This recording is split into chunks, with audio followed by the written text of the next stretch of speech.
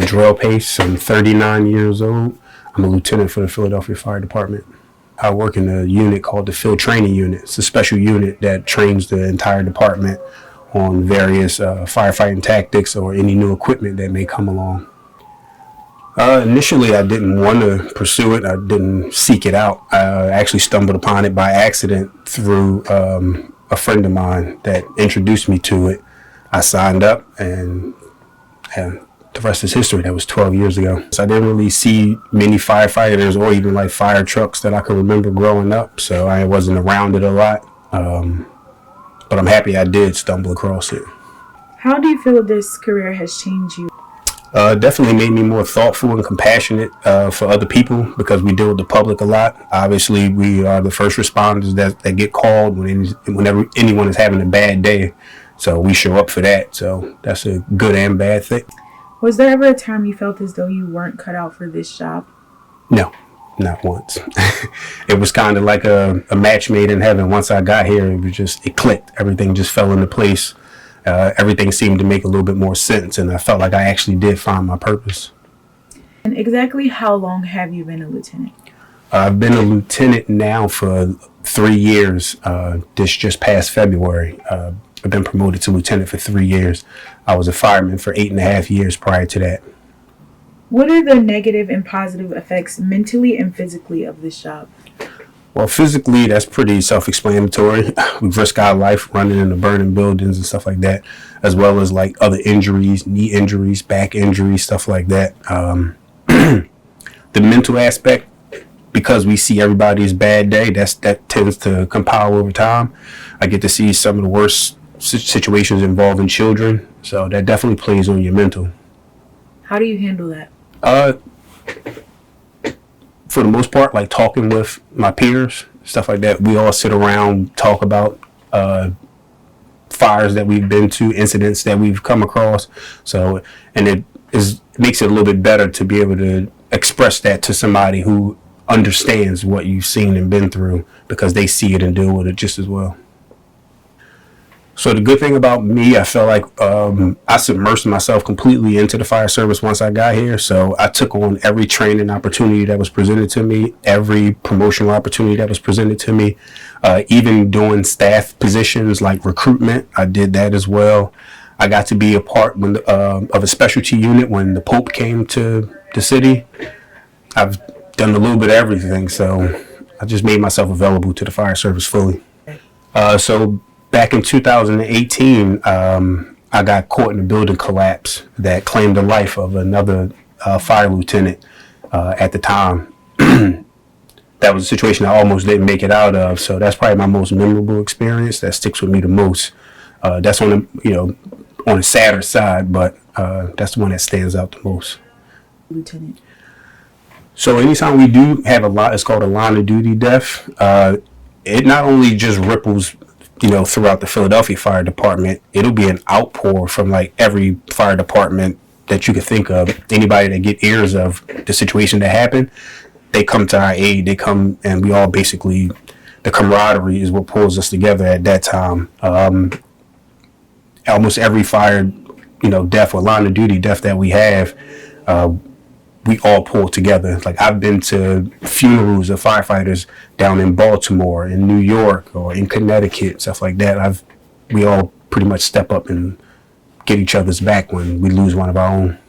Actually, a guy I graduated from high school with, his name is Jarrell Brown. He's actually due to get promoted to lieutenant soon. I got a few more years on more than him, but to see somebody that I graduated high school with and him to be doing well as myself, that's like a good thing, especially coming from where we came from. It's a tough neighborhood that we grew up in. We didn't go to the best high schools that was available to us. So for us to both have made it and to be, his will be soon, he'll be promoted to lieutenant. So that's a good thing. So it's a little bit ego driven as well. I'm competitive. I don't like looking bad. I enjoy like being talked about in a high regard. So in order for me to keep that up, I got to make sure I'm checking all the boxes and being, like I say earlier, fully immersed in my job. I'm constantly learning. I'm trying to be innovative. I'm a student of the game, so this is pretty much I'm all in with this. And like I said, I'm competitive. So if a person next to me is good at something, I want to be either just as good or maybe even better. Or when my name is brought up, I wanted to be spoke of in high regard. It'll take an act of God for me to not complete this career. I'll have to get drug out kicking and screaming, basically.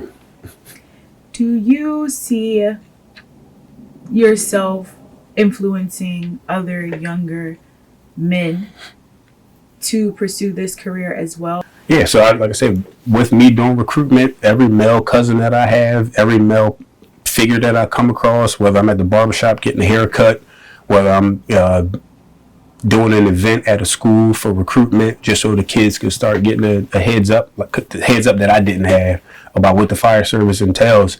I try to bring a lot of attention to what we do, so that way, and to let people know that you can do this also. Like I said, for me, I didn't have that. I wasn't brought up in the fire service. I got introduced to it kind of late in the game.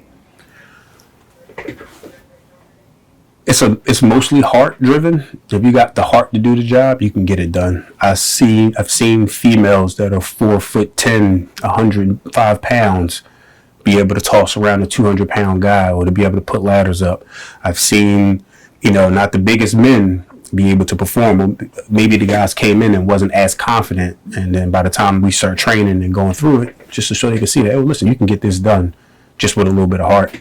And then, of course, like training and preparing for it also.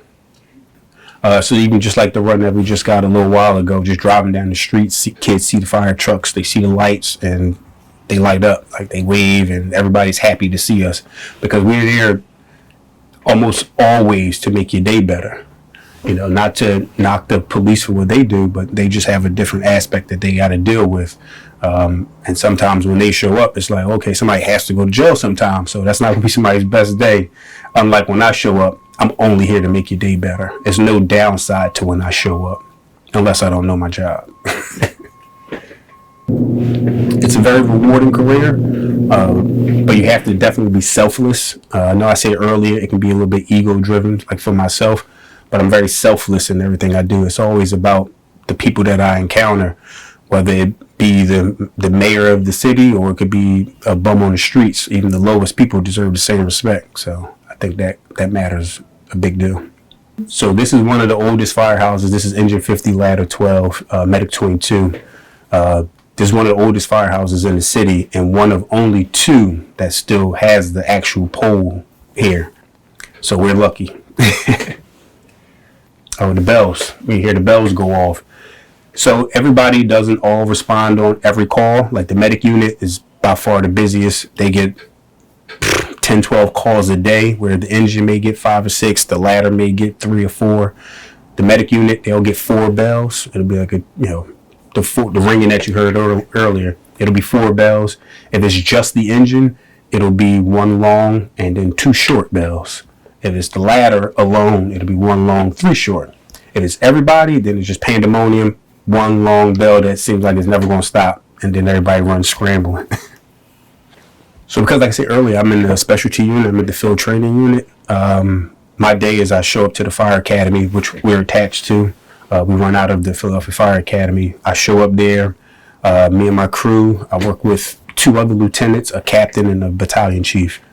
We show up there, we figure out what our training schedule, which is usually put out weeks in advance. So we'll look at the training schedule, see what companies that we got to go to. We'll see what training we have on the docket, whether it be BVR, it could be firefighter rescue, it could be some new piece of equipment that may be getting delivered to all the stations or each individual maybe that we'll go over trainings with.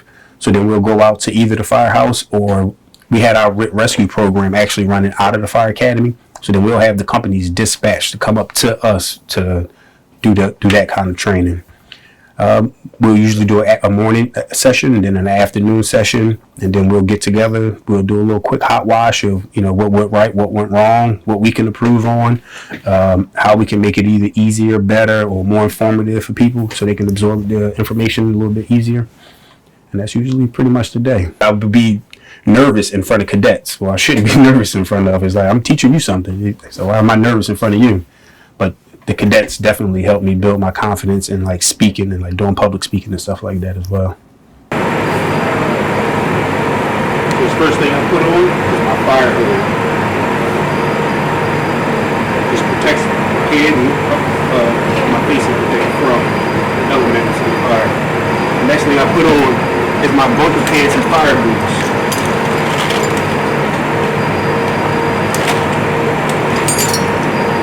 These are my suspenders.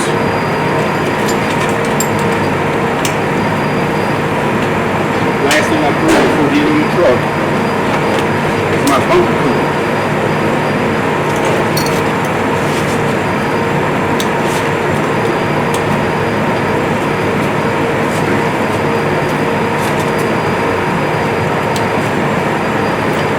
Then I get on the truck and leave the spine down.